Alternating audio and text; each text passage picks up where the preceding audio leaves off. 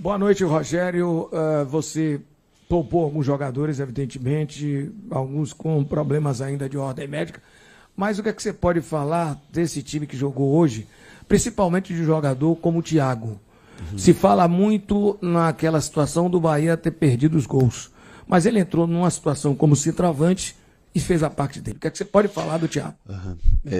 Boa noite. Alguns jogaram muito durante esse ano e foi importante essa semana para a gente sem usar a equipe profissional, sem mais uma viagem no meio.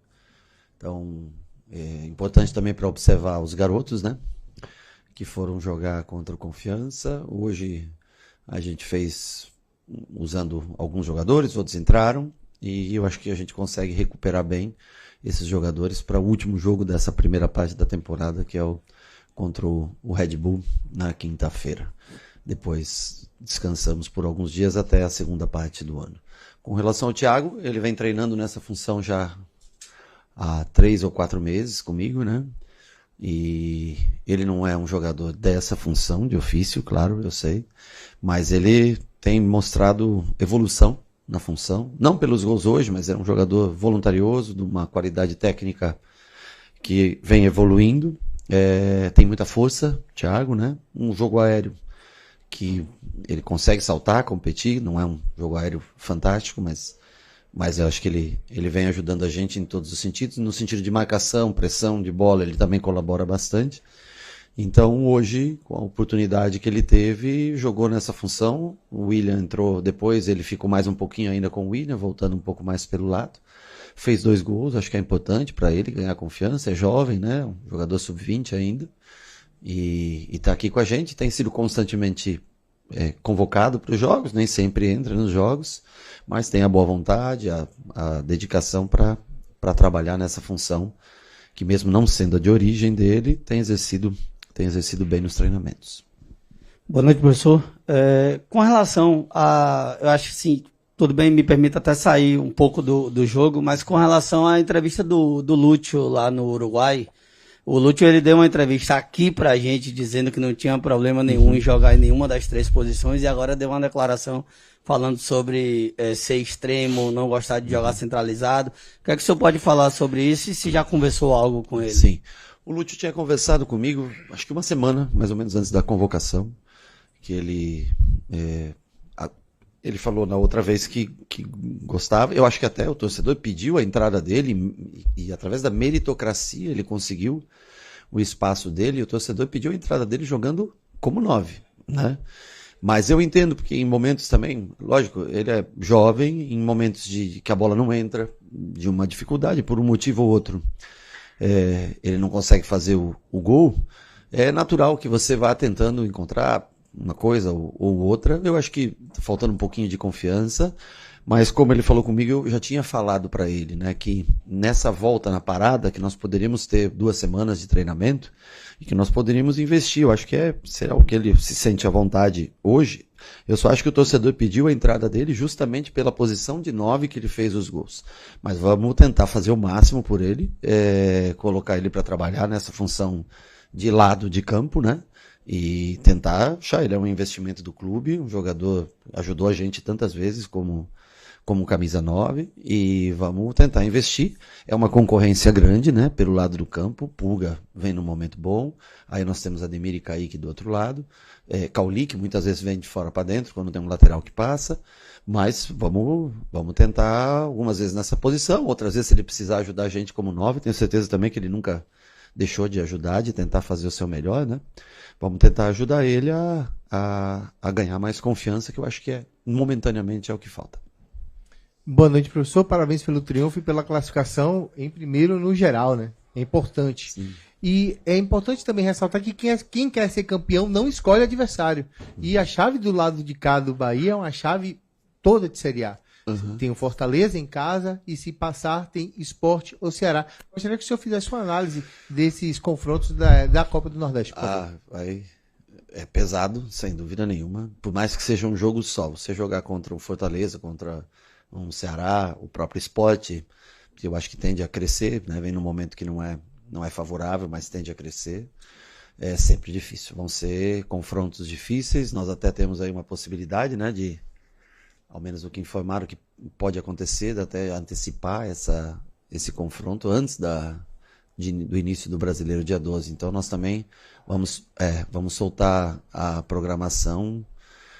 Nós estamos aguardando para soltar uma programação, porque nós não conseguimos ainda passar para os atletas, né? Dependendo da data, o dia que a gente volta, né? Mas pode acontecer de colocarem para o dia 9, por exemplo, né? Só que para nós é muito pesado, porque nós temos, por exemplo, o Fortaleza tem jogo de semana em semana no início, né? Por não estar disputando a Sul-Americana, já está classificado direto para a Libertadores, não está na Copa do Brasil, então eles têm muitas semanas vagas. Nós não temos, né? E para nós vamos ter que escolher, porque a Copa do Nordeste ela faz sentido, é muito legal a competição, ela é, né, a maior competição da região, mas ela faz muito sentido quando ela é jogada nos primeiros 4 meses do ano. Depois disso, ela perde um pouco o sentido. É legal você ser campeão? Claro que é legal. Mas você tem um Atlético Mineiro no dia 12, você tem o América de Cali no dia 15, você tem, eu não lembro tanta sequência, América de Cali 22, entre isso acho que o próprio Fortaleza, se eu não me engano, lá em Fortaleza pelo Campeonato Brasileiro. Então assim, a competição... Oi? Aí já vem Retrô de Copa, e são todos jogos decisivos. Então perde um pouco o sentido a competição quando ela adentra nesse período. Nós gostaríamos de jogar nas datas FIFA, onde nós teríamos um espaçamento e poderíamos nos dedicar mais à competição. Porque se você põe... Fortaleza é um time muito forte. Se você não colocar a tua força máxima, você vai... É difícil você competir com o Fortaleza. Aí você tem o Atlético Mineiro. No Brasileiro você não pode largar, porque é o que te proporcionou chegar até aqui. Mas daí tem a Sul-Americana, que é um torneio internacional, você também quer ter a força máxima. Aí tem o Copa do Brasil, você não pode ficar fora contra o Retrô. E aí são 9, 10 jogos em 30 dias e não tem. Em algum você vai ter que escolher, então nós vamos fazer um planejamento dentro do que a gente entende cada vez como mais importante a competição. Repito, a Copa do Nordeste é uma competição muito legal. Mas desde que seja jogada paralela ao campeonato estadual e não adentrando e principalmente enfiando ela em datas aí que nós não temos um mínimo espaçamento de recuperação para jogar jogos também importantes como Copa do Brasil, Copa Sul-Americana e Campeonato Brasileiro. Rogério, boa noite. E aproveitando o ensejo que você citou sobre observação de jogadores que jogaram contra Confiança na última partida da Copa do Nordeste e até planejamento, né, em relação à parada, Sim. Você teve o Jota que jogou no dia de hoje, Sim. tem jogadores aí como o Zé Guilherme que não estava mais, atuou no dia de hoje também. Qual tem sido essa programação? Tem o Eric lesionado no meio campo, por exemplo, tem essa questão agora da parada, mas como é que você avalia internamente essa questão de utilização da base nesses próximos momentos, justamente por conta dessas maratonas de jogos? Só para te entender, a programação em que sentido você quer a pergunta? Eu só não entendi exatamente. Dos jogadores mesmo, assim, utilização da base e tudo mais. Em relação... Utilização? Exato. Ah, sim, nós temos o Jota tem treinado com a gente, Vitinho tem treinado com a gente, Juan Pablo tem treinado constantemente com a gente, Fred, que ainda tem idade de base, tem treinado constantemente com a gente, não sei se eu estou esquecendo, né? O Thiago ainda tem idade de base, tem treinado. Então nós estamos aí com um grupo hoje à disposição, acredito que de uns 25, 26 jogadores de linha, né?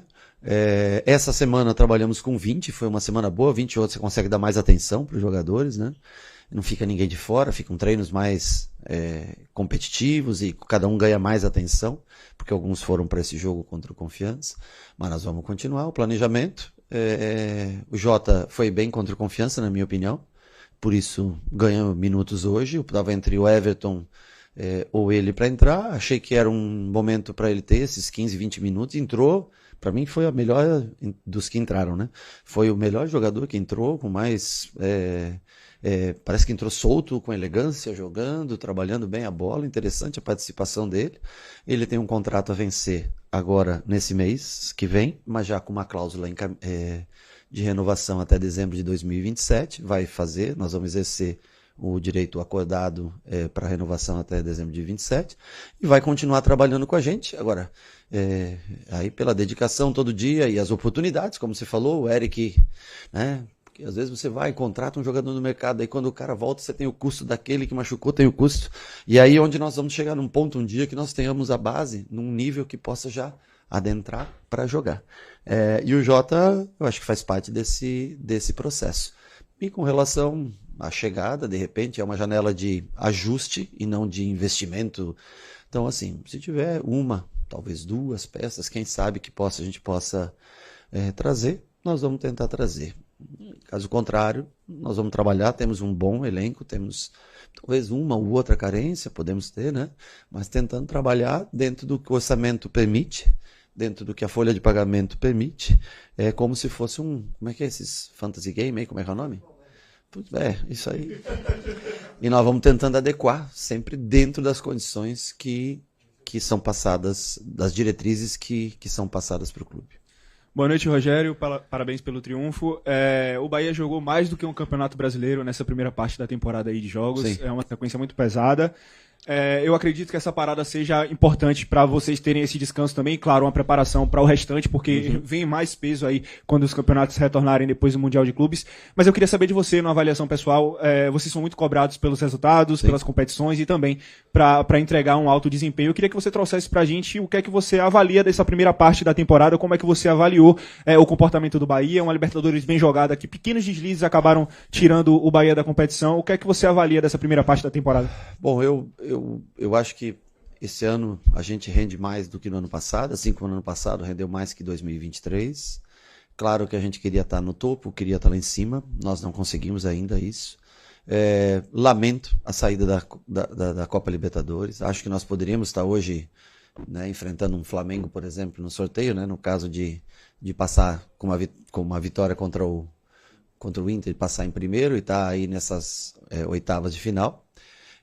Fico triste por não ter acontecido. Acho que a gente tinha futebol e mostrou em determinado momento da competição que nós poderíamos estar lá. Vamos agora para a Sul-Americana. Infelizmente o sorteio, o Raul está indo nos sorteios, não está trazendo muita sorte para a gente. E aí nós temos sempre adversários difíceis, né? Tivemos no grupo da Libertadores, temos adversários difíceis, a América de Cali jogando em primeiro lugar no Campeonato Colombiano. Se passar, tem o Fluminense, que está na nossa frente aí no Campeonato Brasileiro. Mas, assim, é como na pergunta, acho que foi você que fez, né? Que não dá para escolher adversário, né? Agora, podia também ser um pouquinho mais fácil, às vezes, para quem joga de 3 em 3 dias, adversários pesados, eles, por exemplo, né? Hoje é um jogo que você pode intercalar. Então, quando você tem um jogo assim, você pode dar um descanso e botar todo mundo para jogar. Mas assim, todo mundo está capacitado, a gente está tentando montar um grupo justamente para isso, para em determinadas rodadas, você às vezes trocar um time inteiro e ter um time tentando entrosar um time, porque o meio-campo, como jogou hoje, é um bom meio-campo, né? Um time que tem força e tudo. Mas em uma ou outra peça a gente sente um pouquinho de dificuldade, principalmente com as lesões, né? Do Canu e do Eric, que são mais sérias, né? Que vão praticamente perder boa parte do ano. Mas vamos firme, trabalhando, temos 3 treinos. E um jogo importantíssimo contra o Red Bull, o último jogo contra os paulistas, né? Nós já tivemos o Mirassol, tivemos o Corinthians, tivemos o Santos, tivemos as Palmeiras e São Paulo, né? Falta agora o Red Bull. Então, assim, você enfrenta ali o que tem de melhor de campeonatos regionais. A gente conseguiu ter 3 empates e 2 triunfos. Se a gente vencesse esse jogo, seria de suma importância ultrapassar a barreira dos 20 pontos antes da parada. Esse é o nosso objetivo, sabendo que o Bragantino também teve tempo, se preparou, joga em casa, é muito forte, mas o intuito nosso é tentar vencer esse jogo e tentar garantir nossa permanência no G6 ao término dessa primeira fase de campeonato. Boa noite, Rogério. No início da coletiva você falou sobre o Thiago. Eu queria voltar um pouco para não falar sobre ele, mas usar ele como exemplo. Porque ele é um garoto da base, subiu no ano passado e hoje jogou como titular, fez gol e saiu aplaudido pela torcida. Queria saber qual é a importância de noites como essa para um jovem que compõe o elenco principal, mas ainda está em formação. Muito importante, eu acho que é tão importante quanto perigoso também, viu? Porque você não pode deixar de ter a tua humildade de trabalhar. Ele é um garoto que tem cabeça boa, Thiago, trabalha sempre da mesma maneira. Mas eu acho que é importante para manter vivo o sonho daqueles que estão lá no CT todo dia trabalhando. Um garoto desse que entra, faz numa noite como essa, tudo bem, é um jogo de Copa do Nordeste, né? Não é um jogo de uma competição internacional, mas eu acho que ele valida a expectativa e o sonho daqueles que estão no Sub-17, Sub-16, né, no Sub-20, treinando e tentando a sua oportunidade. Então, eu acho que ele reitera o quanto é importante a categoria de base para o clube, o quanto é importante resgatar e colocar um time cada vez mais forte de categoria de base para que no futuro uma boa parte, 30%, 40%, 50% do elenco seja montado com jogadores formados nas categorias inferiores. Boa noite, Rogério. Você falou sobre a questão do setor de meio campo hoje, né, que teve uma boa performance. E a minha pergunta quando a gente fala individualmente de cada atleta, é meio complicado. Mas assim, o Michel Araújo, a avaliação que você faz do Michel Araújo em linhas gerais, você já conseguiu o equilíbrio que eu acho que todo treinador busca para poder dar ao setor essa robustez para que a performance seja aquela esperada? Veja bem, nosso meio-campo é o setor com mais opções e mais concorrência. Acho que vocês concordam comigo, né? Eu acho que o Michel teve 2 lesões, duas, né? E vem voltando bem. Não é pelo gol, não. Pela força que ele imprime. É um jogador de força física, boa técnica. Às vezes prende um pouquinho demais a bola, poderia soltar um pouquinho mais rápido, já tenho falado bastante com ele. É um jogador que pode jogar como terceiro homem de meio, como quarto homem de meio, né? Uma posição de ataque trazendo para dentro, às vezes até por fora, apesar que nós temos jogadores com mais características técnicas, não de força como ele. Então está sendo um jogador bem útil, deve melhorar, pode entregar mais, mas eu acho que hoje fez um bom jogo. Não sei qual a avaliação de vocês, não sei qual foi os comentários de vocês, aí eu não sei. Na minha avaliação, na minha ótica, ele fez o gol no momento que ele já estava... Eu segurei o Jota conversando com ele, esperando que ele saísse o gol, e saiu o gol naquele momento. Mas eu acho que ele ainda pode render mais, mas eu acho que ele vem melhorando gradativamente. Boa noite, Rogério. Parabéns pelo triunfo. Na coletiva passada nós falamos um pouco sobre jogar em transição, jogar pelas pontas. E hoje, no segundo tempo, principalmente, você montou um esquema que o Bahia se soltou mais, né? Utilizou, obviamente, com um meio mais leve ali, com o Nestor, com o Michel Araújo, até mesmo com o Caio, com o Azevedo ali, que fez um partidaço, diga-se de passagem, né? Eu acho que é consenso aqui entre todos, fez uma partidaça no dia de hoje. Aliás, é uma constante ele fazer boas partidas. Eu acho que ele é o primeiro titular e reserva, né? Ali você pode contar com ele. Mas você mostrou hoje que o Bahia consegue jogar também em transição, muito embora tenha tido a mais a posse de bola, mas quando acelerou o jogo, fez boas jogadas, né? Mas o terço final do campo ali realmente é um desafio, como você destacou. O Thiago entrou, fez 2 gols, um segundo gol foi um bate-rebate ali na zaga, mas fez um segundo gol ali, estava atento. O William José entrou no segundo, no último jogo, fez 2 gols, o Thiago entrou, fez 2 gols.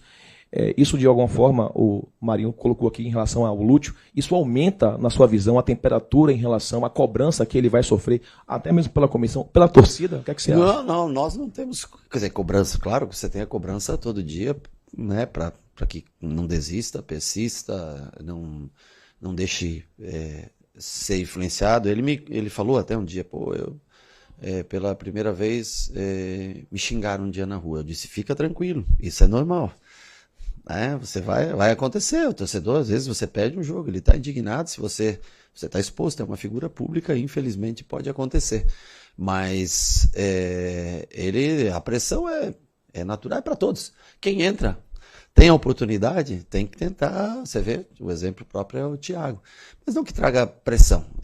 Eu acho que ele tem que ter cabeça boa, talvez um pouco mais de ajuda familiar também, importante, né? Assim, na presença, que ajude, né? Tem familiares que ajudam, nem sempre os familiares ajudam, né? Nem todos, né? Então, ele vai voltar, vai treinar com a gente, vamos trabalhar um pouco a questão do lado de campo com relação a essa entrevista que ele falou. Ele já havia falado comigo há poucos dias antes de ir para a seleção. Eu tinha dado essa mesma, o que eu estou dando resposta para vocês foi a resposta que eu dei para ele. Vamos aguardar a parada, então, que eu posso me dedicar um pouquinho mais nos treinos para você nessa função. E quando ele puder ajudar a gente assim, ou mesmo de camisa 9, que eu acho que ele, na entrevista do ano passado, fala que também gostava. Eu acho que foi o que desencadeou toda essa paixão do torcedor. Foram os gols importantes que ele fez, desde aquele do Botafogo, se eu não me engano, que foi o primeiro, na Copa do Brasil. Não, sim, mas eu estou dizendo, né, começando naquele, né, então, assim, importante é que ele não baixe a cabeça, se dedique, e a gente consiga ter mais opções para a gente ter um time cada vez mais competitivo, que são muitos jogos. Nós temos se confirmar o jogo do dia 9, de 9 a 9, nós temos 10 jogos. Então a parada, ela é boa para descansar, mas você tem que ter uma base, e o problema não está no primeiro jogo, o problema está no quarto, no quinto, no sexto, quando começa esses jogos com viagens longas, você volta para a Colômbia, né? Viagem de 6 horas, 7 horas. 2 dias depois, você chega num dia, dorme, nem treina e já tem outro jogo. E para isso é importante testar o elenco. Para isso é importante trocar, às vezes, 8, 9, 10 jogadores, para que todos tenham um ritmo de jogo e que a gente tenha a noção do que cada um pode entregar. Você quase mata a minha pergunta. Eu? Boa noite. O futebol desafia a matemática, né, Rogério? Porque enquanto a matemática é uma ciência exata, no futebol 2 mais 2 não pode, nem sempre vai ser 4. Às vezes o cara se desdobra, vira 8. E assim sucessivamente. Mas o que fazer diante de um calendário ridículo, promovido por uma instituição também ridícula, que é a CBF, mas é o calendário, é o que tem. Como fazer para adequar tudo isso e ainda ter, e aí já é um trabalho mais do Cadu, mas como ele não fala, a pergunta é para você. Criatividade junto com Aí, Dade. sobrou para você. Aí, junto com Dade, junto com todos que estão atentos ao mercado, para pensar boas peças no mercado. O BR tem feito bons movimentos no mercado, diga-se de passagem, já que a gente está cobrando, também elogiar. Tem feito bons movimentos. Mas se para a gente é uma janela de ajuste, como você citou, para o mercado global é uma janela macro, onde tem muitos jogadores em disponibilidade, em trânsito. É possível não ser só 1, 2 ou 3 e dentro dessas possibilidades sem custo, trazer até mais peças que funcionem para o seu esquema, sistema e para o planejamento?